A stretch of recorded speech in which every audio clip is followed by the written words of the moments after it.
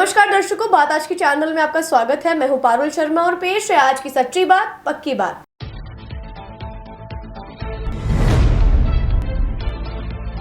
पुष्कर के उपखंड कार्यालय में हुई जनसुनवाई, हाथों हाथ दिए गए निस्तारण के आदेश।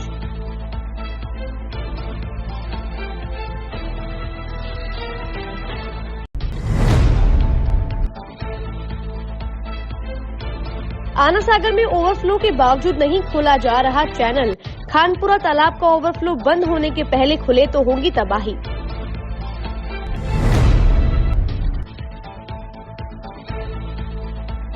अजमेर के मार्टिनल ब्रिज के पास युवक कटा रेल से, आत्महत्या या हादसा, पुलिस कर रही है जांच।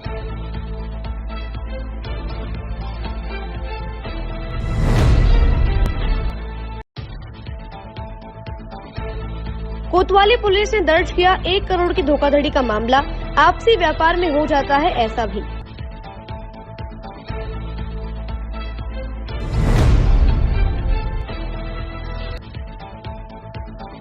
शादी का झांसा देकर किश्तों में दुष्कर्म, बचपन के प्यार का आखिरी पड़ाव।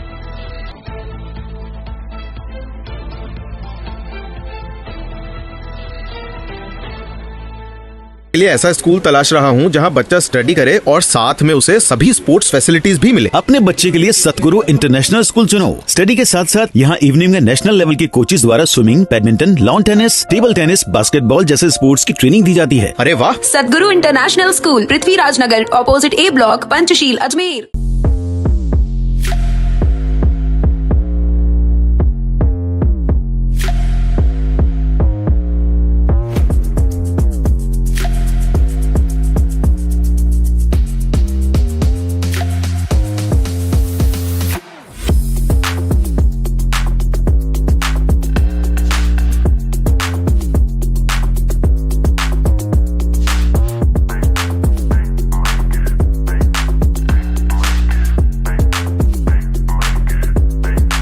ये है मिस्टर जीले और ये है मिस्टर डीले। हेलमेट पहन। वहाँ डीले बोले, अरे यार, यहाँ जीले हर मोड़ पर है तैयार। Take me to the nearest petrol pump. ये बन गए कूल भुलैया। जीले जाने गली गलियां। मॉरल ऑफ द स्टोरी ये है कि जब लाइफ में रहना हो आगे तो कनेक्टेड रहना है जरूरी। TVS Jupiter with smart connect, voice assist, turn by turn navigation और कॉल एंड एसएमएस अलर्ट्स के साथ कनेक्टेड रहिएगा तो फायदे में रहिएगा। टीवीएस जुपिटर, ज्यादा का फायदा।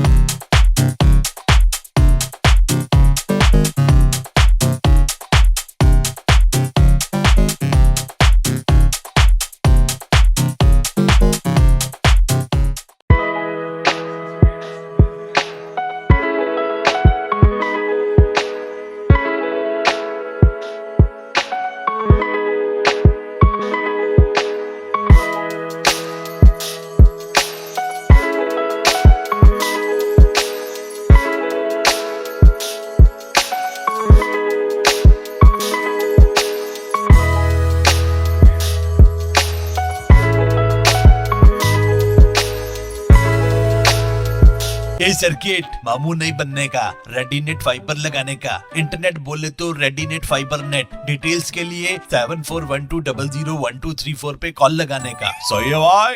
इंटरनेट बोले तो रेडीनेट फाइबर। अब शुरू करते हैं बातों का बेहतरीन सफर। पुष्कर के उपखंड कार्यालय में आज उपखंड स्तरीय जन सुनवाई का कार्यक्रम रखा गया। उपखंड अधिकारी निखिल कुमार पौदार की अध्यक्षता में आयोजित जन सुनवाई में आए लोगों की समस्याएं सुनी गई और उसके निस्तारण के निर्देश दिए गए।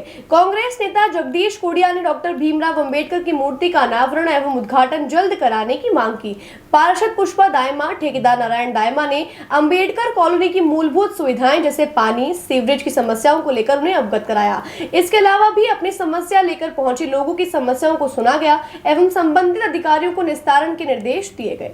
आज जैसा आपको विदित है, महीने के द्वितीय गुरुवार और 9 बजे से ब्लॉक स्तरीय जन सुनवाई का आयोजन किया जा रहा है, जिसमें मुख्यतः जो शिकायतें प्राप्त हुई हैं वो बारिश अधिक होने की वजह से पानी भरे होने की शिकायत है, रोड के क्षतिग्रस्त होने की शिकायत है और कई जगह सीवरेज के जो ओवरफ्लो होने की शिकायत है। इस तरह की शिकायतें ज़्यादा देखने को मिली। इसके अलावा कच्ची कॉलोनियों के लेआउट प्लान को भिजवाने की शिकायत है। उसके अलावा हमने 15 अगस्त की तैयारियों की बैठक भी आज ली है। 15 अगस्त के जो आयोजन किया जाना है ब्लॉक स्तरीय कार्यक्रम, उसके संबंध में क्या क्या तैयारी की जा रही है उसमें सभी अधिकारियों। सर, एक डूब क्षेत्र का कोई मामला है, ज्ञापन दिया है, उसके मामले में एक डूब क्षेत्र जो है पुष्कर सरोवर का जो कैचमेंट एरिया जहाँ से पानी आता है वहाँ वो लो लाइंग एरिया होने से और वो पानी ज़्यादा इकट्ठा होने की वजह से हमेशा हर बार ये सामना करना पड़ता है कि वहाँ पे कुछ जो अवैध गतिविधियाँ, अवैध होटल जो चल रहे हैं तो उसमें पानी भर जाता है और हर बार प्रशासन को फिर उनको रेस्क्यू करना पड़ता है बाहर निकालना। तो नगर पालिका ने कुछ होटल चिन्हित करके उनको नोटिस दिए हैं कि भाई आप हमें अपने डॉक्यूमेंट्स पेश करें कि आप किस डिपार्टमेंट से परमिशन लेके यहाँ पे व्यावसायिक गतिविधि होटल चला रहे हैं। पानी की बहुत ज़्यादा समस्या वार्ड नंबर 25 के अंदर पानी आ नहीं रहे। 4-4, 5-5 दिन से पानी आ रहा है वार्ड के अंदर। तो एसडीएम साहब को अवगत कराया सर कि ये 5-5 दिन तक पीने के लिए आसपास में ना वहाँ पे हैंडपम्प है, ना कोई बोरिंग है, कहाँ पे जाए। तरस ये एक तो पानी की समस्या, एक सीवरेज की समस्या, बहुत आए दिन सीवरेज की समस्या हो रही है वार्ड के अंदर। आए दिन सीवरेज ब्लॉक हो जाती है, आना जाना बच्चों का, औरतों का बाहर निकलना भारी हो जाता है। वो गंदी वाला इतना बाहर आ रहा है। और एक कट्टों के लिए है कि अम्बेडकर कॉलोनी के लिए जयपुर से लेटर आ रखा है कच्ची बस्ती के लिए, तो आज तक नगर पालिका ने 6 महीने 7 महीने तक वो लेटर पे कोई कार्रवाई नहीं करी। वो कच्ची बस्ती में वहाँ पे पट्टे हो चुके, क्लियर हो चुके हैं। 102 फाइलें, 105 फाइलें जो भी थी वो पास हो चुकी। नगर पालिका का लेटर आ रखा है कि अम्बेडकर कॉलोनी वासी पे साइट प्लान जयपुर भेजा जाए। नगर पालिका ने आज तक वो साइट प्लान नहीं भेजा। आज मैंने सबसे पहले तो अम्बेडकर जी का लेकर मुद्दा उठाया था। तो आज 5 महीने हो गए थे उसकी मूर्ति को कपड़े से ढकी हुई है नगर पालिका से, और बार बार मुद्दा भी हर मीटिंग के उठाते हैं तो उसका कोई उद्घाटन लोकार्पण नहीं कराया गया है। तो मेरा तो एसडीएम साहब को आज शीघ्र कहकर मैंने कहा आज स्वतंत्रता दिवस आने वाला 15 तारीख को आप इस मूर्ति को इसका कपड़ा उठा के कम से कम उसको ओपन उसका खुला तो कर दीजिए, जिससे कि देश में जिले में संदेश सही जाए। उस दिन मूर्ति 15 अगस्त को स्वतंत्रता दिवस के दिन कोई भी मूर्ति महापुरुष की ढकी हुई नहीं रहती है। तो मेरा तो इसको विशेष कह के कि उस दिन हमारे निवेदन है कि आप उस मूर्ति को जल्द से जल्द उसका कपड़ा हटा के उसको जनता के सामने पेश कर दें। और पानी को लेकर क्या? पानी को लेकर मेरा यही था, सबसे पहले अम्बेडकर कॉलोनी और फ्रेंड्स कॉलोनी पानी की समस्या हर रोज होती है। आप कभी 72 घंटा, कभी 48 घंटा पानी आ रहा है, तो उसका शीघ्र निवेदन करके तो उन्हें आईएन मैडम को कहा कि आप पानी का निस्तारण किया जाए। जल संसाधन विभाग के अधिशासी अधिकारी सत्येंद्र मीणा से आज मीडिया ने आना सागर के चैनल गेट को लेकर बातचीत करी, जिस दौरान उन्होंने बताया कि आना सागर अपनी पूर्ण भराव क्षमता तक पहुंच चुका है और 1 फीट 4 इंच ओवरफ्लो चल रहा है। वहीं जब उनसे फाइव सागर झील के बारे में पूछा गया तो उन्होंने कहा कि फाइव सागर झील भी 1 इंच ओवरफ्लो चल रही है। यह हमको बता दें कि जल संसाधन विभाग के टैंक, जिन्हें जलाशय या जल संग्रह टैंक के रूप में भी जाना जाता है, ये वे संरचनाएं होती हैं जो वर्षा जल, नदी जल या अन्य जल स्रोतों से जल एकत्रित करके और संग्रह करने के लिए बनाए जाते हैं। इन टैंकों का निर्माण और प्रबंधन जल संसाधन विभाग द्वारा किया जाता है ताकि जल संसाधनों का संरक्षण और उपयोग किया जा सके। सत्येंद्र मीणा ने बताया कि ऐसे 10 टैंक पूरी तरह भर चुके हैं और 60 टैंकों में 75% व 15 टैंकों में 50% पानी भर चुका है। इसके बाद जब मीडिया ने उनसे चैनल गेट खोलने के बारे में बात करी तो उन्होंने बताया कि खानपुरा भी ओवरफ्लो चल रहा है और जब वहां पर पानी कम हो जाएगा तब चैनल गेट खोल दिए जाएंगे। आना सागर वर्तमान में पूर्ण भराव क्षमता 247.65 अचीव कर चुका है और ओवरफ्लो चल रहा है 1 फुट 4 इंच, जिसमें 35 MCFT पानी निकल रहा है ओवरफ्लो का। फायर सागर 165 MCFT अपनी पूर्ण भराव क्षमता भर चुका है और 1 इंच ओवरफ्लो चल रहा है।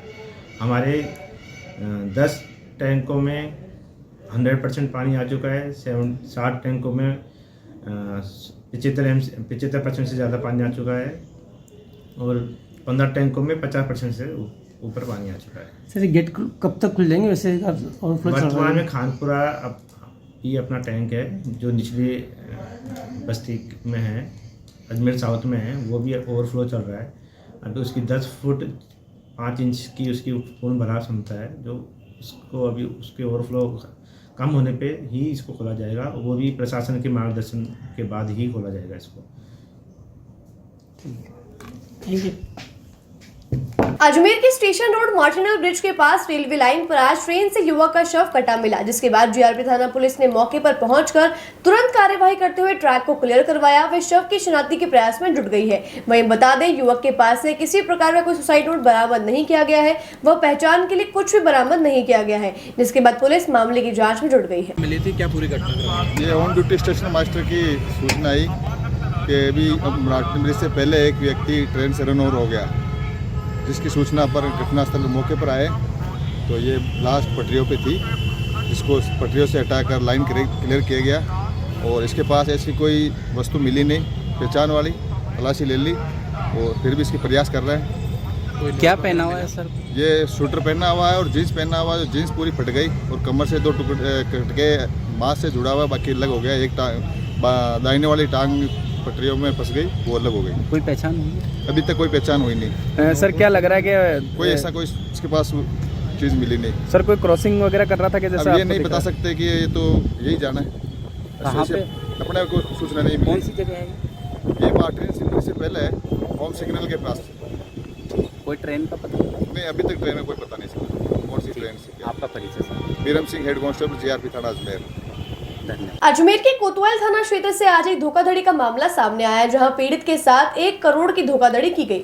पुलिस ने मामला दर्ज कर जांच शुरू कर दी है। कोतवाल थाना एसआई भगवान सिंह ने मामले की जानकारी देते हुए बताया कि पीड़ित राकेश गर्ग ने 2023 में दिल्ली की एक कंपनी लेवो इलेक्ट्रॉनिक्स प्राइवेट लिमिटेड से ई रिक्शा खरीदने के लिए सौदा किया था, जिसके लिए उन्होंने कंपनी के मालिक पीयूष त्यागी, कविता त्यागी, ओम चोपड़ा व रमा चोपड़ा को 1 करोड़ रुपए दे दिए थे। बाद में राकेश को पता चला कि लेवो इलेक्ट्रॉनिक्स केवल असेंबलिंग का काम करती है। जब उन्होंने आरोपियों से बात की तो उन्होंने माल वापस देने को कहा, जिसके बाद राकेश ने माल भी वापस कर दिया, लेकिन आरोपियों ने उन्हें बदले में पैसे नहीं दिए। इसके बाद उन्होंने थाने में इसकी शिकायत दर्ज कराई है, जिसके बाद पुलिस ने मामले की जांच में जुट गई है। आपको बता दें कि इस मामले में अनुसंधान हेड कांस्टेबल कैलाश चंद द्वारा किया जा रहा है।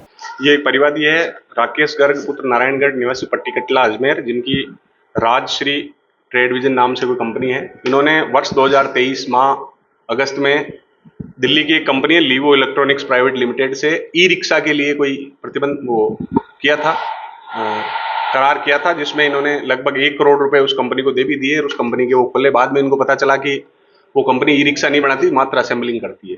इन्होंने पैसे वापस मांगे तो कंपनी ने माल वापस भेजने का, इन्होंने माल भी भेज दिया और पैसे भी नहीं दिए। कौन सी कंपनी और कहाँ की कंपनी? ये दिल्ली की कंपनी है लीवो इलेक्ट्रॉनिक्स प्राइवेट लिमिटेड, जिसके मालिक हैं पीयूष त्यागी, ओम चोपड़ा, कविता त्यागी और रमा चोपड़ा। इन्हीं चारों के खिलाफ धारा 420, 400, 120 BIP से मुकदमा दर्ज किया गया है और अनुसंधान हेड कांस्टेबल कैलाश चंद्र कर रहे हैं। अजमेर के आदर्श नगर थाना क्षेत्र से एक मामला सामने आया, जहां एक युवक ने शादी का झांसा देकर युवती के साथ कई सालों तक बलात्कार किया। पीड़िता ने युवक पर अलग अलग होटल कैफे में ले जाकर रेप करने का आरोप भी लगाया है, जिसके बाद पुलिस ने मुकदमा दर्ज कर जांच शुरू कर दी है। आदर्श नगर थाना पुलिस ने जानकारी देते हुए बताया कि पीड़िता आरोपी के साथ 8वीं से 12वीं कक्षा तक साथ पढ़ा था, जिस दौरान उनकी दोस्ती हुई थी। इसके बाद पिछले कई सालों से वे दोनों रिलेशनशिप में आ गए, यहाँ तक कि दोनों लिव इन रिलेशनशिप में भी रहे हैं। पीड़िता ने बताया कि इतने सालों तक आरोपी पीड़िता को शादी का झांसा देता रहा और अलग अलग होटल्स में ले जाकर उसका यौन शोषण करता रहा। जब पीड़िता ने उसे शादी के लिए कहा तो उसको आरोपी ने साफ इनकार कर दिया। अब पीड़िता की शिकायत पर पुलिस ने विभिन्न धाराओं में मुकदमा दर्ज कर जांच शुरू कर दी है। एक अजमेर की रहने वाली एक 23 वर्षीय युवती ने एक मुकदमा दर्ज कराया है, जिसमें उसने बताया कि मैं जिस लड़के के साथ पढ़ती थी उसकी पढ़ाई के समय से मेरी दोस्ती थी। उसके बाद में पिछले 3 साल 4 साल से मैं उसके साथ रिलेशनशिप में रह रही थी। उसने इस लड़की को ये कहा था कि मैं शादी कर लूँगा, लेकिन 3-4 साल रिलेशनशिप में रहने के बाद में इसने शादी से मना कर दिया। तो इसलिए इस युवती द्वारा उसके खिलाफ देश शोषण का मुकदमा दर्ज कराया, जिसमें पीड़िता की तरफ से FIR दर्ज की जा चुकी है। इसका मेडिकल मुआयना कराया जा चुका है और बाकी अन्य तफ्तीश जारी है। तफ्तीश के बाद में जो अग्रिम कार्रवाई होगी, युवक इसके साथ पड़ा हुआ है और दोनों आसपास के रहने वाले हैं और चूंकि साथ पढ़े हैं, दोस्ती थी और लिव इन रिलेशनशिप में भी लगातार 3-4 साल रहे हैं, इसलिए इसका परिचित ही था। इनका 376(2)(n) में मुकदमा दर्ज किया गया। बातों को देते हैं छोटा सा विराम, जल्दी मिलते हैं एक नए सफर पर। लिए ऐसा स्कूल तलाश रहा हूँ जहाँ बच्चा स्टडी करे और साथ में उसे सभी स्पोर्ट्स फैसिलिटीज भी मिले। अपने बच्चे के लिए सतगुरु इंटरनेशनल स्कूल चुनो। स्टडी के साथ साथ यहाँ इवनिंग में नेशनल लेवल के कोचेज द्वारा swimming, badminton, lawn tennis, table tennis, basketball जैसे स्पोर्ट्स की ट्रेनिंग दी जाती है। अरे वाह! सतगुरु international school, Prithviraj Nagar, opposite A block, Panchsheel, Ajmer.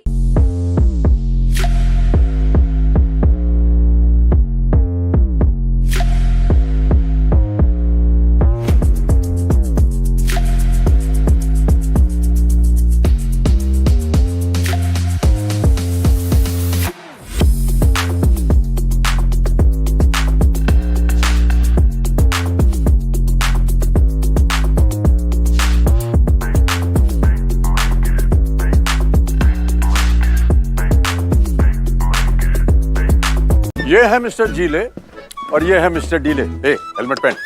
वहाँ डीले बोले, अरे यार, यहाँ जीले हर मोड़ पर है तैयार। Take me to the nearest petrol pump. ये बन गए कूल भुलैया।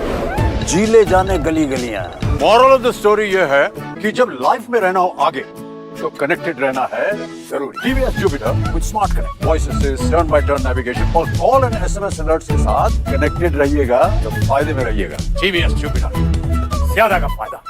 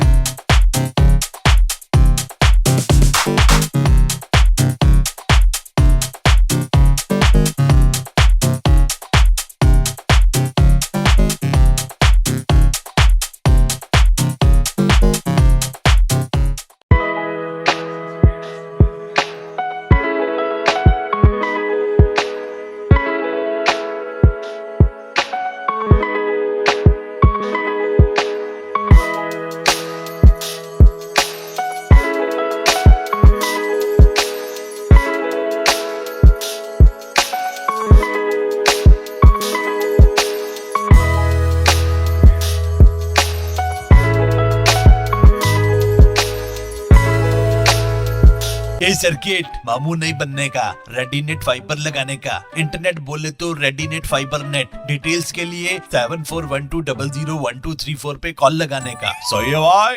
इंटरनेट बोले तो रेडीनेट फाइबर। एक बार फिर आपका स्वागत है। आइए चलते हैं एक नए सफर पर। धानका समाज संस्था द्वारा जिला कलेक्टर को मुख्यमंत्री के नाम ज्ञापन सौंपा गया। दरअसल विधानसभा में प्रश्नकाल के दौरान करणपुर विधायक रुपिंदर सिंह कुन्नर ने धानका, धानक, धानुक एवं धानकिया को एक ही समाज बताते हुए कहा कि वे विसंगति से एक जाति अनुसूचित जनजाति में तथा अन्य जातियां अनुसूचित जाति में दर्ज हो गई हैं। आपको बता दें कि उक्त कथन में जो एक अनुसूचित जनजाति बताई गई है वही धानका जाति है और उनके इस कथन को लेकर धानका समाज आक्रोशित है। धानका समाज ने इस प्रश्न को विधानसभा कार्यवाही से हटाने के लिए जिला कलेक्टर को मुख्यमंत्री के नाम ज्ञापन सौंपा है और साथ ही चेतावनी दी है कि यदि इसका खंडन नहीं किया गया तो धानका समाज द्वारा उग्र आंदोलन किया जाएगा। तो हो रहा है तो एक श्री कर्णपुर से गंगानगर के विधानसभा क्षेत्र के रूपेंद्र सिंह जी कुन्नर साहब एमएलए हैं। उन्होंने प्रश्नकाल में 19/7 को विधानसभा में एक क्वेश्चन लगाया था कि धानका, धानुक, धानक और धानक्या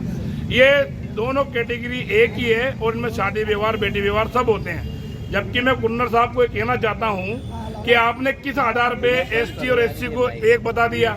जो संसद से पारित हो रखा है उस पारित नियम के उल्टा आप अपना बोल रहे हो कि भाई ये दोनों एक ही हैं। हम एक नहीं है। हमारे धानक, धानुक और धानक्या ये एससी में आते हैं जो कि गजट के अंदर 20 और 21 नंबर पर अंकित है और हम अनुसूचित जनजाति में आते हैं धानका समाज जो 4 नंबर पे अंकित है। ये हमारा संविधान से पारित हुआ हुआ अधिकार है। आपने किस अधिकार पर कह दिया कि दोनों एक ही है? और हम कुन्नर साहब को एक कहना चाहते हैं और माननीय गोविंद सिंह तोड़ा साहब जी से कहना चाहते हैं कि अपने एमएलए विधायक महोदय को थोड़ी सद्बुद्धि दें कि वो क्या वक्तव्य दे रहे हैं विधानसभा के अंदर। जो आता है वो हमारे धानका समाज के ऊपर आक्षेप लगाता है, आरोप लगाता है। कभी अखिल अरोड़ा जी आए थे, कभी शोभावत जी आए थे, कभी कहते हैं निवास नहीं करते हैं। अरे क्या हम लोगों का आपने फुटबॉल बना रखा है क्या? आज हमने ये सारे क्षेत्रों के प्रतिनिधि मंडल को ही बुलाया है। अगर जरूरत पड़ी तो हम प्रशासन से ईंट बजा देंगे और माननीय यहाँ के विधायक महोदय जो स्पीकर भी हैं विधानसभा के वासु देवनानी जी से हम निवेदन करना चाहते हैं कि जो उन्होंने क्वेश्चन लगाया है उसको विधानसभा की कार्रवाई से निरस्त किया जावे, हटाया जावे। हम धानका समाज अलग थे, अलग हैं और अलग ही रहेंगे। हम हमारा हक अधिकार लेके रहेंगे, चाहे इसके पीछे हमारी जान ही क्यों ना चली जाए। मेरा नाम महेंद्र सिंह कटारिया, मैं पड़ाव मंदिर का उप प्रबंधक हूँ। तीर्थ नगरी पुष्कर में लंबे अरसे की खामोशी के बाद चोरों ने एक बार फिर से दस्तक दी है। इस बार चोरों ने देश के 52 शक्तिपीठों में से एक 27वें मणिवैदिक शक्तिपीठ को निशाना बनाया है। मंदिर में रह रहे व्यवस्थापक उमेंद्र पुरी के सोने के बाद वारदात को अंजाम देते हुए मंदिर के 2 दान पात्र तोड़कर चोर पहाड़ों में ले गए, जहां से उनमें रखी नकदी पर हाथ साफ कर दिया गया। सूचना पर पहुंची पुष्कर पुलिस ने मौका मुआयना कर मामले की जाँच शुरू कर दी है। पुष्कर के नाला क्षेत्र में पुरुहुता पहाड़ी की तलहटी में स्थित देश के 52 शक्तिपीठ में से एक मणिवैदिक शक्तिपीठ चामुंडा मंदिर में आज रात 1 बजे से सुबह 5 बजे के बीच चोरों ने वारदात को अंजाम दिया।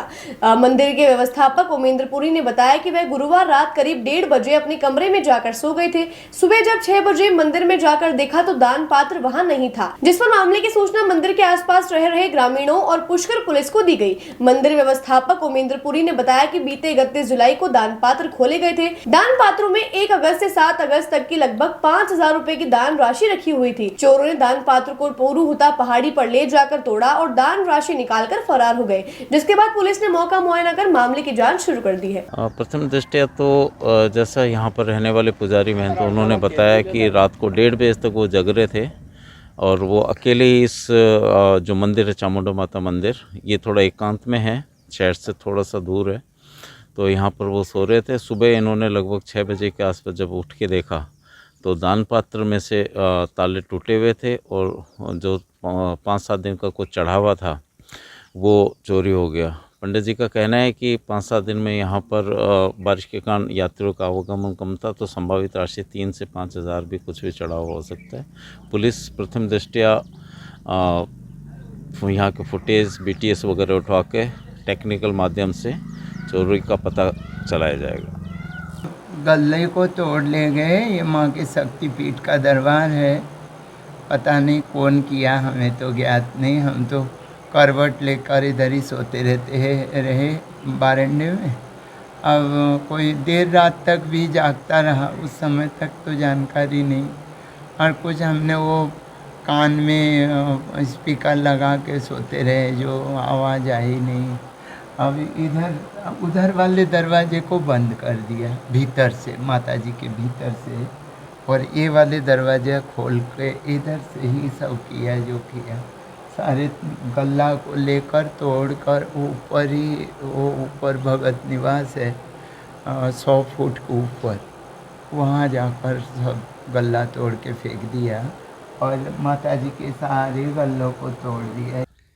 मामला ये चामुंडा पुरुता शक्तिपीठ है पुष्कर नाला में। इस मंदिर पे महाराज तो करीबन रात को 1-1:30 बजे वो बता रहे हैं कि 1-1:30 बजे मैं तो सो गया, और उसके बाद में ये कौन चोर है क्या है, ये जो देवी माँ के सामने हैं 4-5 वो हैं दान पात्र, उन 4-5 को तोड़ा और उनसे सारे उसमें जो भी नकदी थी वो ले गए। इसके देवी माँ के सामने 3 जो दान पात्र थे उनको वो उठा के यहाँ ये बरामदा बना हुआ है जो सांसद फंड का, जो इसके पास में ये बाड़े में लाके यहाँ पर ही इन्होंने तोड़ा।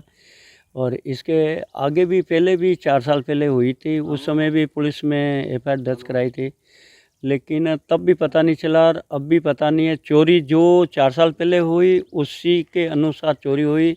वो दान पात्र जैसे 4 साल पहले जहाँ पटका हुआ था, अब के जो 3 दान पात्र थे वो भी वहीं पे मिले। और ये उस समय चांदी के 5 छत्तर थे जो करीबन 1 किलो के आसपास चांदी के छत्तर थे, वो ले गए। लेकिन अब की बार तो ज़्यादा पैसे नहीं थे, अब की बार तो कम ही था दान पात्र में। लेकिन चोरों ने ये जो घटना घटी ये निंदनीय है, और ऐसा जो कृत्य करते ऐसे में उनको पकड़ में आना बहुत अति आवश्यक है। मंदिरों की नगरी पुष्कर के श्री रमा वैकुंठ दिव्येश नए रंगजी मंदिर व श्री रंगनाथ वेणुगोपाल पुराने रंगजी मंदिर में बुधवार से सावन के झूले शुरू हुए। नए रंगजी मंदिर के व्यवस्थापक सत्यनारायण रमावत ने बताया कि 16 दिवसीय झूला महोत्सव के पहले दिन शीश महल के कपाट खोले गए तथा महल में भगवान वेंकटेश के विवाह उत्सव व उनके सामने गोदाम्बा जी का रत्न आभूषणों से श्रृंगार कर मनमोहक हिंडोला सजाया गया। झूला मंडप में एक और दधी मंथन भोलेनाथ एवं राधा कृष्ण रास की विद्युत चलित झांकी सजाई गई। वहीं दूसरी ओर पुष्कर तीर्थ की बसावट को प्रदर्शित किया गया। इसके अलावा भजन मंडली ने सावन के झूलों पर आधारित भजनों की प्रस्तुति देकर दर्शनार्थियों का मंत्र मुक्त कर दिया। पहले दिन ही भगवान को झूला देने व दर्शन के लिए श्रद्धालुओं का देर रात तक तांता लगा रहा। बताया कि महोत्सव के दौरान प्रतिदिन शाम 7 से 10 बजे तक मंदिर के शीश महल में भगवान का रत्न जड़ित आभूषणों से श्रृंगार कर हिंडोला सजाया जाएगा। भगवान श्री रघुनाथ का मंदिर है जो विष्णु भगवान के रूप में है, और अभी जो भगवान का झूला महोत्सव है जो श्रावण मास में प्रतिवर्ष चलता है, और ये जो झूला उत्सव है वो जब से मंदिर बना तब से आज 100 साल हो जाएंगे, कंप्लीट हो गए हैं इस 24 मई को। 100 साल से ये उत्सव झूला महोत्सव भी चल रहा है जो भगवान कृष्ण पे आधारित सभी लीलाएं प्रदर्शित की जाती है, और भक्तों को दर्शन नए नए स्वरूप में भगवान के दर्शन करवाए जाते हैं। और ये झूला महोत्सव जो है तारीख फिक्स नहीं होती है, इसमें तिथि होती है, छोटी तीज से बड़ी तीज, लेकिन इस बार 15 दिन की बजाय 16 दिन के झूले हैं। एक झूला बड़ा है और झांकियाँ वगैरह जो है उन लोगों ने कंप्लीट तैयार करके, और आज से 7 अगस्त से प्रारंभ हो गए जो 22 अगस्त तक चलेंगी। और इसमें जो बड़ा झूला होता है एकादशी को वो 16 तारीख को है, और जो झांकियाँ जो आप देख रहे हैं अभी ये विद्युत चलित झांकियाँ हैं वो भी एक से एक बढ़कर हैं। और अब जो है एकादशी के आसपास से लेकर के 5-7 दिन के लिए जीवंत झांकियाँ भी सजाई जाएगी जो जसवंतगढ़ के कलाकार आएंगे और झांकियाँ अलग अलग स्वरूपों में भक्तों को दर्शन करवाएंगे। उनको हमने बुलाया है और कोशिश यही करते हैं कि भक्तों को अच्छे से अच्छे दर्शन हो। और अंदर मंदिर में जो झूला मंडप उत्सव मंडप है उसमें भी नित्य नवीन श्रृंगार हमारे पुजारियों द्वारा किया जाएगा, और हर दिन नए स्वरूप में भगवान को भक्तों को दर्शन करवाए जाएंगे। सत्यनारायण रमावत, व्यवस्थापक नया रंग जी का मंदिर पुष्कर। आज जॉन्सगंज के क्षेत्रवासियों ने स्थानीय पार्षद नीतू मिश्रा के नेतृत्व में टूटी फूटी सड़कों व अधूरे पड़े सीवरेज कार्य के खिलाफ कलेक्टर को ज्ञापन सौंपा है। पार्षद नीतू मिश्रा ने बताया कि उनके वार्ड में लंबे समय से सीवरेज का कार्य अधूरा पड़ा है, जिसकी प्रशासन कोई सुध नहीं ले रहा।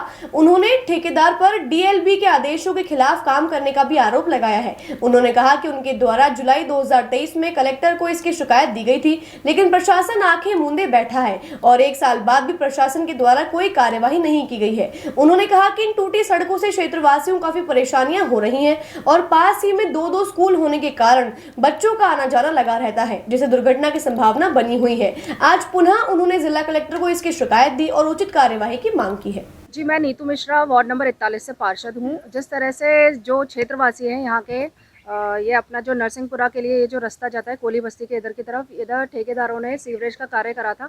मैं आपको पहले बताना चाहूँगी कि सबसे पहले तो हमने ही ये सीवरेज का कार्य कराने के लिए और उसके बाद जो क्षतिग्रस्त सड़कें होती हैं उसके लिए हमने कलेक्टर साहब को पहले ही लेटर लिख चुके हैं, जिसकी तारीख है 18/7/2023।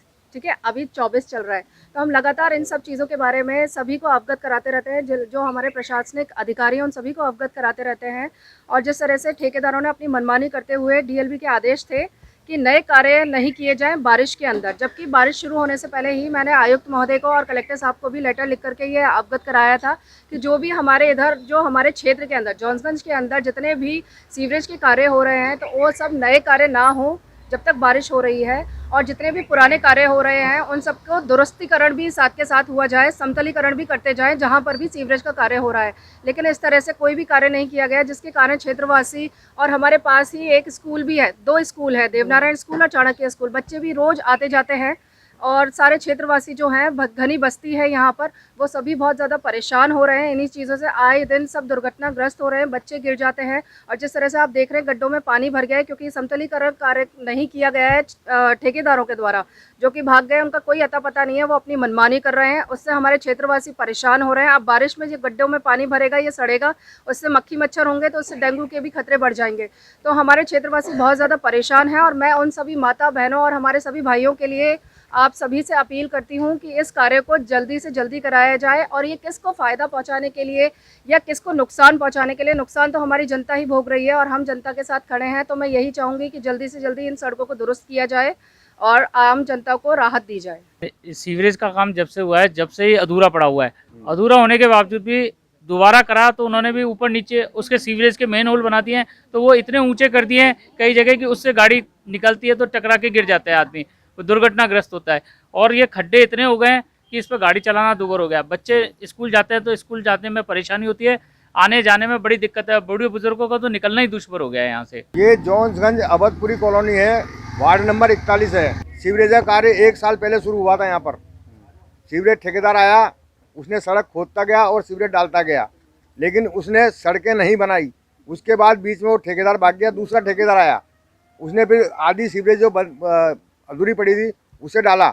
उससे भी ये कहा गया था कि सड़क बनाएगा, बोला वो सड़क बनाएगा, लेकिन वह भी सड़क बना के नहीं गया। और सड़कें इस प्रकार से बनी हुई है, पूरी खड्डे खड्डे हो रखे हैं, जगह जगह जहाँ सीवरेज डली है वहाँ पूरा खड्डा हो रखा है। बारिश का मौसम तभी आया है, लेकिन उसके पहले भी यही हालत थी और अभी भी यही हालत है। और अब तो हालत ज़्यादा बिगड़ गई है, लोग घरों से बाहर निकलने को तरस रहे हैं और बच्चे स्कूल जाते हैं तो गिरते हैं, गाड़ियाँ स्लिप हो रही है, कई बुजुर्गों को तो लग गई।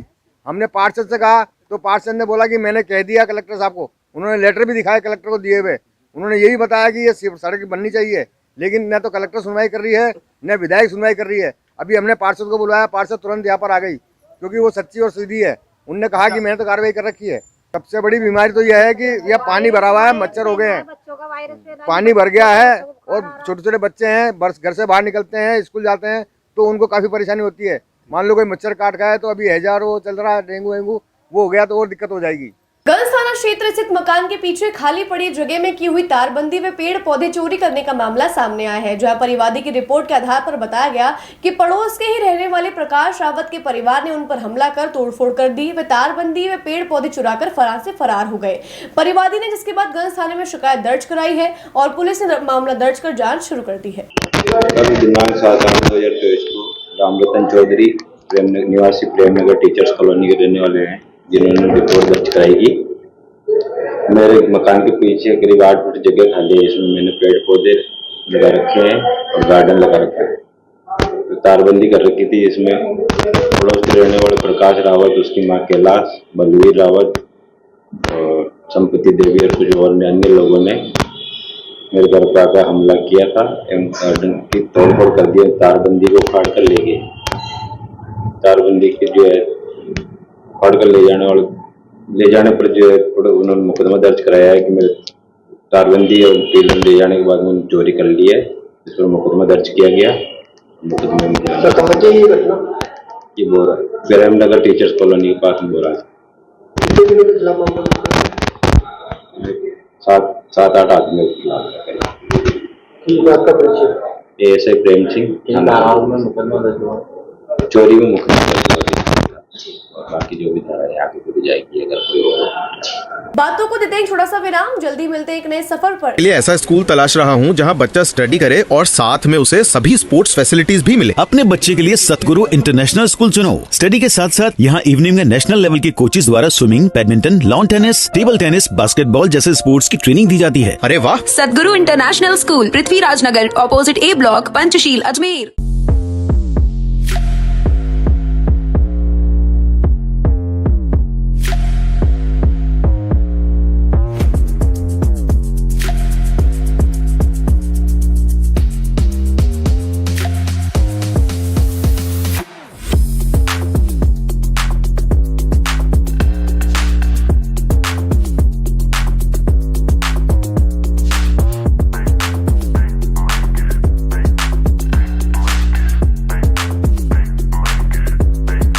ये है मिस्टर जीले और ये है मिस्टर डीले। हेलमेट पहन।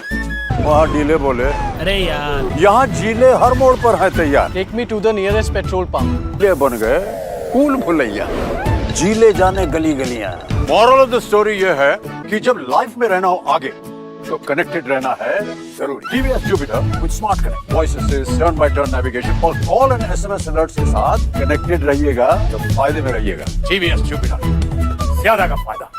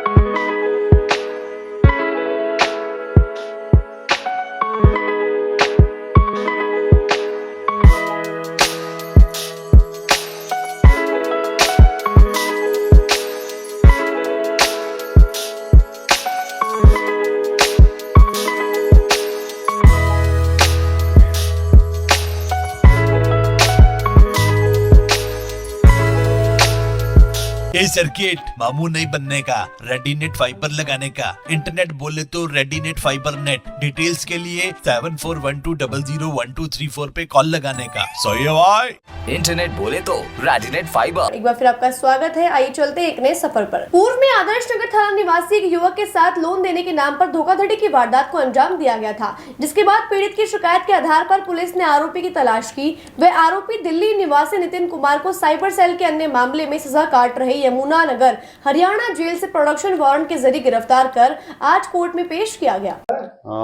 पिछले साल का है, दिनांक 8/10/2023 को परिवादी कैलाशन शर्मा पुत्र श्री दुर्गा प्रसाद शर्मा जाति जांगीड़ निवासी न्यू कॉलोनी रामगंज गली नंबर 29 अजमेर हाल फैक्ट्री एरिया माखोपुरा अजमेर ने उपस्थित थाना होकर एक रिपोर्ट पेश की कि दिनांक 23/9/2023 से 26/9/2023 के मध्य किसी रिलायंस कैपिटल ग्रुप के फर्जी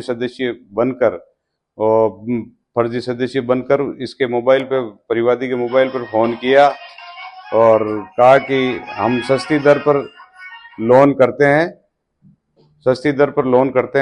आपको लोन की आवश्यकता है क्या? तो उन्होंने कहा कि भाई हम बताएंगे सोच के। तो बता देना, आपको 7.5% की दर पर लोन स्वीकृत कर देंगे, 9.5 लाख रुपए लोन मिल जाएंगे। इस झांसे में आकर परिवादी को बातों में उड़ जाकर फोन पे और लोन स्वीकृत करने के फर्जी खाली फार्म व्हाट्सएप पे भेजे और उनकी पूर्ति करके वापस भिजवाना। इस प्रकार लोन स्वीकृत करने के नाम पर रजिस्ट्रेशन फीस 11,220, फिर इन लोन की इंश्योरेंस फीस 95,000, फिर मेडिकल सर्टिफिकेट फीस 95,000। इस प्रकार परिवादी से 2,12,20 रुपये धोखाधड़ी करके फोन पे करवा कर हड़प लिए। और फिर उन्होंने और मांग की तो उन्होंने मना कर दिया परिवादी ने कि भाई मेरे पास और पैसे नहीं है, आप तो हमारे 2,12,20 रुपये वापस दे दो। और अभियुक्त ने अपना फ़ोन वगैरह बंद कर दिया। फ़ोन से कॉल डिटेल से उसकी तलाश की गई और उसके खाते नंबर फिनो बैंक के खाते में पैसे जाना ज्ञात हुआ, जिस खाते की डिटेल प्राप्त कर अभियुक्त की तलाश की गई। दिल्ली निवासी अभियुक्त नितिन कुमार उर्फ मोहित कुमार की तलाश की गई, जो वहाँ अपने मकान पर दुकान पे नहीं मिला, जिसके बारे में पता चला कि अभियुक्त यमुनानगर हरियाणा जेल में साइबर सेल के केस में बंद है, जिस पर साइबर सेल से संपर्क कर अभियुक्त को यमुनानगर हरियाणा से जरिए प्रोडक्शन वारंट कल प्राप्त किया गया। अनुसंधान कर आज न्यायालय में पेश किया जाएगा। बरामदगी के प्रयास चल रहे हैं। कहाँ का रहने वाला है, क्या नाम है? ये इसका नाम है मुलजिम नितिन कुमार उर्फ मोहित कुमार, पुत्र श्री वीर सेन, उम्र 27 साल, निवासी गांव बंथला, पुलिस थाना लोनी, जिला गाजियाबाद, उत्तर प्रदेश का रहने वाला है। ये वहाँ भी कोई फ्रॉड में यमुनानगर हरियाणा जेल में बंद था। ये प्रोफाइल तो इनकी गलत आदतें और गलत शौक, इसकी वजह से ये ऐसे लोगों के साथ फ्रॉड करना। अजमेर की लोहाखान स्थित वैभव वाटिका में शिव पुराण कथा का आयोजन किया जा रहा है। आयोजन की जानकारी देते हुए कल्पवृक्ष सामाजिक विकास संगठन के सचिव कन्हैयालाल चौहान ने बताया कि दिनांक 8 से 14 अगस्त तक शिव पुराण कथा का आयोजन किया जा रहा है, जो दोपहर 2 बजे से शाम 6 बजे तक किया जाएगा। वीरभद्र महाराज द्वारा कथा का वाचन किया जाएगा और कथा के समापन के पश्चात 15 तारीख को हवन का आयोजन किया जाएगा। इसी के चलते आज कलश यात्रा के साथ इस आयोजन का शुभारंभ किया गया, जिसमें महिलाओं ने झूमते गाते कलश यात्रा निकाली। यहाँ श्रावण मास में ये कथा 8 अगस्त से 14 अगस्त तक चलेगी और इसका समय रहेगा दोपहर 2 बजे से 6 बजे तक लगभग। और सनातन धर्म प्रेमियों को एक दूसरे से जोड़ने के लिए प्रयास किए जा रहे हैं और ये प्रयास सतत जारी रहेंगे, ऐसा मेरा विश्वास है। कौन से गुरुजी यहाँ पे आने वाले हैं, उनका नाम आप हमें बताइएगा। और श्री वीरभद्र जी महाराज के श्रीमुख से श्रावण मास में महाशिव पुराण का कथा का श्रवण कराया जाएगा जी। और कब से कब तक चलेगी कथा? कथा 8 अगस्त से 14 अगस्त तक चलेगी और 15 अगस्त को सुबह हवन होगा इसी परिसर में। आपका अपना परिचय दे दीजिए आप। मैं कन्हैयालाल चौहान, सचिव कल्पवृक्ष सामाजिक विकास संगठन लोहाखान अजमेर। मसूदा उपखंड क्षेत्र में प्रशासन की लापरवाही देखने को मिल रही है। प्रशासन ने स्कूलों को स्वतंत्रता दिवस के अभ्यास के लिए आदेश देकर इतिश्री कर ली, लेकिन शिक्षकों की मुश्किलें ये हैं कि बच्चों को रास्ते में 2-2 फीट पानी में से निकालकर अभ्यास के लिए ले जाना पड़ रहा है। ऐसे में कुछ ग्रामीणों ने बच्चों को पानी से निकालकर ग्राउंड में पहुंचाने के लिए अपने स्तर पर वाहन की व्यवस्था की है, जिससे बच्चे सुगमता से अभ्यास के लिए पहुंच सके। वहीं लगातार मीडिया में खबरें प्रकाशित होने के बावजूद भी प्रशासन ने इस मामले में कोई कार्यवाही नहीं की और ना ही बच्चों की जान की परवाह करते हुए कोई कदम उठाया, बल्कि बच्चों को अभ्यास के लिए हर रोज बुलाया जा रहा है। ऐसे में अगर कोई बड़ा हादसा हो जाता है तो इसका जिम्मेदार कौन होगा? इस संबंध में कल ही ठेकेदार को यहाँ बुला के, जो मसूद ब्यावर गोयला प्रोजेक्ट का जो ठेकेदार है उसको कल ही बुला के पाबंद किया गया और उसके द्वारा आज काम भी शुरू कर दिया गया है। वर्तमान में वो खीमपुरा में काम कर रहा है और उसके बाद तुरंत बाद यहाँ सुधार कार्य किया जाना उसके द्वारा शुरू कर दिया जाएगा। तो मेरे अभी नोटिस में आया है, तो शाला प्रधान जो है उनको मैं पाबंद कर दूंगा कि पानी जब तक भरा हुआ है तब तक वो चाहे प्रैक्टिस ना कराएं तो समस्या का समाधान होने के बाद या तो सुरक्षित तरीके से लाने का प्रबंध करें, अदरवाइज़ उनको पानी में से ना निकालें। उनको मैं पाबंद कर दूँगा अभी शाला प्रधान। सर बाद ऐसे क्या है कि उधर से निकाल रहे हैं, सुरक्षित कोई और वैकल्पिक रास्ता है तो उधर से ले आएँ, अगर नहीं है तो फिर उनको पानी में से ना निकालें। ग्राउंड में इस संबंध में शाला प्रधानों को भी निर्देश जारी कर दूँगा कि तब तक ये ठेकेदार से अपेक्षा है कि वो काम पूरा करवा देगा, उम्मीद है। विश्व हिंदू परिषद प्रखंड 8वीं शंभुनाथ बाबा मंदिर समिति द्वारा कल उबरा का देवरा स्थित देवनारायण मंदिर से एक विशाल कावड़ यात्रा निकाली जाएगी, जिसका समापन सोमलपुर स्थित खटोला पहाड़ी पर बने शंभुनाथ बाबा मंदिर पर किया जाएगा। महानगर प्रचार प्रमुख तरुण मेहरा ने जानकारी देकर बताया कि पिछले 3 वर्षों से यात्रा निकाली जा रही है, जिसमें सैकड़ों की तादाद में भक्तगण हिस्सा लेते हैं। इस बार उन्होंने यात्रा में लगभग 3000 लोगों के भाग लेने का अनुमान लगाया है और साथ ही श्रद्धालुओं से अधिक संख्या में आने का निवेदन भी किया है। देखिए, मैं आप सभी के चैनलों के माध्यम से अजमेर के व आसपास के क्षेत्र के युवा वर्ग व सभी समाज बंधु से आग्रह करता हूं कि कल नाग पंचमी का शुभ अवसर है, 9 अगस्त है। आप सभी लोगों से मेरा आग्रह है कि कल सुबह प्रातः 9 साढ़े 9 बजे अधिक से अधिक संख्या में उबरा का देवरा देवनारायण मंदिर चुंगी चौकी पधारे। यहाँ से एक विशाल शोभा कावड़ यात्रा यहाँ से प्रारंभ होकर खटोला पहाड़ी स्थित शंभुनाथ बाबा की धुनी ग्राम सोमलपुर तक जाएगी। कावड़ जो है एक दिन पूर्व कुछ कार्यकर्ता कावड़ियों द्वारा उबरा का देवरा तक आ जाएगी। यहाँ से शोभा यात्रा के रूप में ये कावड़ यात्रा बहुत विशाल तरीके से जाएगी। हर साल ये आयोजन होता है। पिछले साल भी नाग पंचमी के दिन ये आयोजन किया गया था, इस साल भी नाग पंचमी के दिन आयोजन किया जा रहा है। पिछले वर्ष भी प्रदेश स्तर पर काफी चर्चाएं रही थी इस रैली की। इसका सीधा सा कारण था सोमलपुर से इस यात्रा का जाना, क्योंकि प्राकृतिक तरह की बहुत तरह की आपदाएं थी, रास्ता नहीं था, ये सब था। लेकिन प्रशासन ने, जिला प्रशासन और लोकल थाने ने जिस प्रकार से पिछले साल सहयोग किया वह काबिल तारीफ है। इस साल भी प्रशासन अपना पूरा सहयोग कर रहा है। तो भाई साहब, इस यात्रा को लेकर प्रशासनिक तौर पे या फिर गांव वालों से लेकर भी किसी तरह का कोई मनमुटाव, विवाद या कोई भी किसी प्रकार का कोई बाधा आई है अभी तक? देखिए, पिछली बार जब प्रथम बार इस यात्रा को निकाला जा रहा था तब सुनने में आया था कि विभिन्न प्रकार की समस्याएं हो सकती है, परंतु ऐसा कुछ हुआ नहीं, क्योंकि पुलिस प्रशासन सहित जो जिला प्रशासन है, लोकल थाना है, बहुत एक्टिव था। ड्रोन से निगरानी रखी गई थी, पूरे एरिया को छावनी में तब्दील कर दिया गया था और इस बार तो ऐसा कुछ सुनने में भी नहीं आ रहा है। गाँव वाले बढ़ चढ़ कर सहयोग। तो ऐसा क्या है कि ये हमेशा यात्रा बहुत चर्चा में रहती है, ऐसा क्या है यहाँ पर ऐसा विशेष कि जितनी बार भी यात्रा निकलेगी चर्चा का विषय रहेगा, ऐसा क्या है इस जगह पे? ऐसा देखिए, चर्चा का विषय तो स्वयं शंभुनाथ बाबा है, जो 2000 से अधिक वर्ष पुराना मंदिर है। वह हम सब जानते हैं, बेसिक रूल ऑफ एवोल्यूशन होता है कि जहाँ पे जिसकी संख्या ज्यादा होती है वहाँ पे थोड़ी बहुत बातें हमको सुनने को मिलती है, परंतु इसी बातें वो लोग करते हैं जिनको पूरी जानकारी नहीं होती। बेसिक तौर पर जो माननीय अतिथिगण वहाँ पे रहेंगे, माननीय सहयोग करने वाले वहाँ के लोग हैं, वो लोग तो पिछली बार भी सहयोग किया था, इस बार भी सहयोग कर रहे हैं। इस बार भी आगे से संपर्क रख के स्वागत करने की बातचीत कर रहे हैं और प्रशासन पूरा सहयोग कर रहा है। हाँ जी, वैसे आपका नाम, आपका परिचय? तरुण मेहरा, महानगर प्रचार प्रमुख, विश्व हिंदू परिषद है। जय सिया राम। आप सब लोगों को मालूम है, जैसा कि विदित है, कल सोमलपुर शंभुनाथ बाबा की जो धुनी है, जो शंभुनाथ बाबा का मंदिर है, जहां पर की प्रभु देवनारायण जी के पिताजी को स्वयं शिव जी भगवान ने आशीर्वाद दिया था, वहां की कावड़ यात्रा का आयोजन किया गया है। कल प्रातः 9 बजे देवनारायण मंदिर, जो कि चुंगी पर है, उबड़ा का देवड़ा के नाम से लोग जानते हैं, वहां से प्रारंभ होकर कावड़ यात्रा का आयोजन शंभुनाथ बाबा के मंदिर तक किया गया है। कैसी व्यवस्था रहने वाली प्रशासन की तरफ से, क्या बातचीत चल रही है अभी? प्रशासन का काफी सहयोग है, गांव वाले भी साथ हैं और पूरा समाज भी हमारे सहयोग में है, हम भी समाज के साथ ही हैं। तो हमारा यही निवेदन रहेगा, अधिक से अधिक संख्या में पधारें। वो कावड़ यात्रा और शोभा यात्रा जो पिछले साल भी हुई थी और उसके पहले भी लगभग 3 साल से की जा रही है, ये चौथी बार है। आप लोग अधिक से अधिक संख्या में पधार कर यहाँ का जो माहौल है उसका लुत्फ उठाएं और इस शोभा यात्रा का आनंद लें। कितने लोगों के शामिल होने की अपेक्षा है? वैसे लगभग हमारा निवेदन 2,500 से 3,000 लोगों को गया है और लगभग संख्या का अनुमान भी 3,000 प्लस है। बाकी देखा जाएगा, कल आप लोग आएंगे तो अच्छा लगेगा, शोभा यात्रा को उत्साह मिलेगा। मैं मनीष ठाड़ा, जय सिया राम।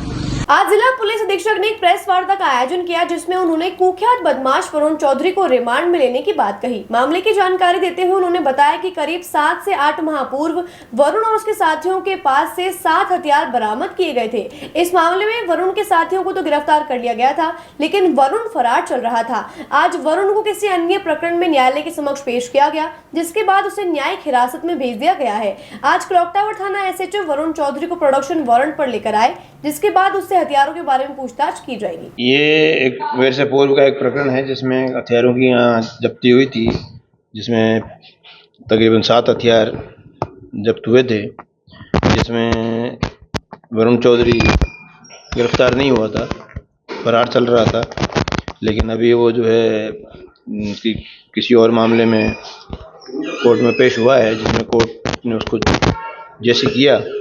अब कोर्ट से जो है SHO क्लॉक टावर उसको प्रोटेक्शन वारंट पर लेके आए हैं और अन्य जो भी उससे इस मामले में पूछताछ की जानी है हमारे रिमांड पर चल रहा है, उसकी पूछताछ की जाएगी। सर कब का मामला? मामला मेरे से पहले का है, लगभग 7-8 महीने पहले का है। हाँ जी, इसके साथ में और भी देखे साथी तो अब और जो पहले तो कुछ तो गिरफ्तार हुए थे जिनके पास बरामद हुए थे, और ये भी उसमें मेन रोल में था। और अभी अन्य पूछताछ की जाएगी कहाँ कहाँ से क्या क्या आई है, क्योंकि 7 हथियार की वजह से बरामद हुए थे इसके। सर अभी रिमांड पे लिया?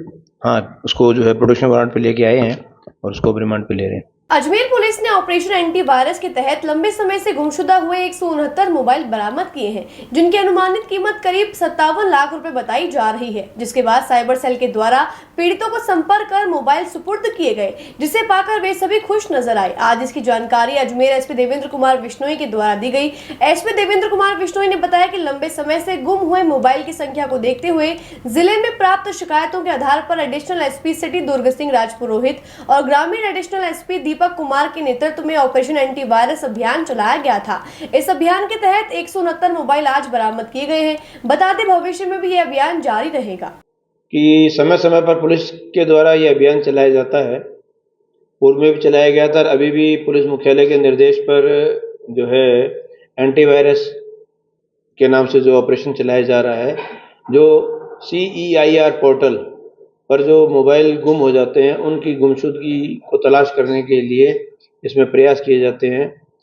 इस सिलसिले में मेरे द्वारा मेरे निर्देशन में एडिशनल एसपी सिटी दुर्ग सिंह व additional SP rural Deepak Sharma व उनके थानों की टीम व साइबर टीम दुर्गेश के नेतृत्व में मिलकर ये सभी जो पोर्टल से जो मोबाइल गुमशुदगी जिनकी दर्ज होती है उनको ट्रेस आउट करना, जिस पर पूर्व में इसी साल 472 एक बार मोबाइल बरामद किए गए।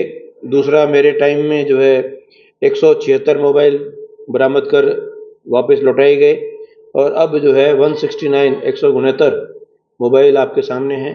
जो ये जो लोगों के गुम हुए हैं उनके एड्रेस लिखे हुए हैं, उनको बुलाकर उनको ये मोबाइल सुपुर्द किए जाएंगे। ये ज़रूरी भी है क्योंकि आज के युग में इसे मोबाइल कह लें, लैपटॉप कह लें, डाटा बैंक कह लें, कुछ भी कह लें, सब सूचनाएं इसके अंदर रहती हैं। तो व्यक्ति का अगर मोबाइल गुम हो जाता है तो उसकी लगभग वो हैंडीकैप हो जाता है, तो उसकी सूचनाएं सारी इसके अंदर रहती हैं। तो हमारे पास कई बार आते हैं कि साहब बाकी हमें कुछ नहीं चाहिए, मोबाइल मिल जाए उसमें हमारे डाटा है, तो ये बड़ी समस्या आती है। तो इस भावना के तहत देखते हुए कि ज़्यादा से ज़्यादा रिकवरी हो और मोबाइल्स के जो है प्रयास करके कुछ समय में, क्योंकि कुछ समय पहले ही आपको जो है 176 मोबाइल की मैंने जो है यहाँ पर ही प्रेस कॉन्फ्रेंस की थी और अब ये 169 है मोबाइल, जो इनके जो कुछ मालिक भी आए हुए हैं जिनको मैं हैंड ओवर भी करूँगा। और एक अच्छा प्रयास रहा है और ये एक पब्लिक में पुलिस का एक अच्छा मैसेज आता है पॉजिटिविटी के साथ कि पुलिस ये काम भी इंटरेस्ट से करती है और एक उसकी मजबूरी को या उसकी जो परेशानी है उसको समझती है। यही मैं आपको क्या कीमत होगी? कीमत जो है ये टोटल मोबाइल हैं 169 और इनकी लगभग 57 लाख के आसपास अप्रोक्सीमेट वैल्यू है, जो कंपनी के हिसाब से जो ये मोबाइल होते हैं उस मोबाइल की रेट लिस्ट के हिसाब से। तो ये सब सारे मोबाइल जो हैं खोए हुए हैं या चोरी करे हुए? नहीं, ये सारे गुमशुदगी वाले CEIR पोर्टल पर इनकी जो है दर्ज होती है और इसको बरामद करने के लिए एक ऑपरेशन मुख्यालय द्वारा एंटीवायरस चलाया गया था। उस अभियान के तहत ये और रिकवरी किए गए हैं, इसलिए आपको। सर जैसे पहले मोबाइल मिले थे तो लगभग 4-4 साल खोए हुए पुराने मोबाइल मिले, इसमें भी कोई ऐसा कुछ है क्या मोबाइल वगैरह जो इतने सालों पुराना है? इसमें तो लगभग अब सारे करंट वाले ही हैं, क्योंकि जो पहले पुराने मोबाइल थे वो तो आपके सामने 472 जो हैं वो एक बार बरामद हो चुके, उसमें काफ़ी पुराने मोबाइल भी थे और ज़्यादा पुराना मोबाइल तो मेरे हिसाब से यूज़ भी नहीं रहता, सॉफ्टवेयर आउटडेट हो जाता है, टूट फूट भी हो जाती है चोरी उसमें जो है मार्केट में, ग्रे मार्केट में निकल जाता है, पुर्जों में निकल जाता है। कई चीज़ें ऐसी हैं, बट ये लेटेस्ट प्रयास के बाद ये आपके सामने बरामदगी रखी गई।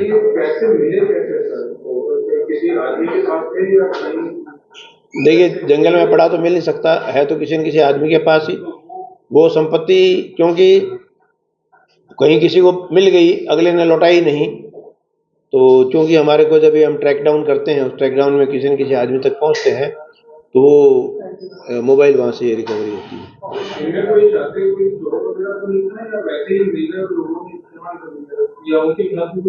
देखो, चोरी का मुकदमा होता तो एक अलग धारा लगती, गुमशुदगी दर्ज हुई है, गुमशुदगी में तो केवल चीज गुम हुई है और गुम चीज को हमने बरामद किया है। नहीं, उनसे कहीं ना कहीं अंडरटेकिंग हम लेते ही हैं कि भी जो है, अगर कल को कोई बात होती है तो इसमें कोई भी कार्रवाई होगी तो आपके खिलाफ की जाएगी। ये तो ओवरऑल जो है, क्योंकि मोबाइल कई जगह से हम, क्योंकि जैसे संपर्क में आता है हमारे, जैसे हम उसको, तो अगला कहता है मैं इस जगह आया हुआ है, तो भैया मोबाइल इस तरह गुम हुआ है और आपके पास किस रूप से आया, तो आप इसको वापस भिजवाएं, तो वो मोबाइल इस तरह हमारे पास वापस आएगा। नहीं, अजमेर से बाहर के भी हैं। अब तो इंडिया इज लिमिट, कहीं भी जा सकता है आदमी, तो जिसको दरगाह में हिंदुस्तान के कोने कोने से लोग आते हैं और वो कहीं भी आ सकता है, जा सकता है। सर, मुझे गेगल थाने से पीसी मीना जी ने फ़ोन किया था। उन्होंने मुझे बताया कि आपका फ़ोन मिल गया है और आप गेगल में थाने में आके एक बार संपर्क कीजिए।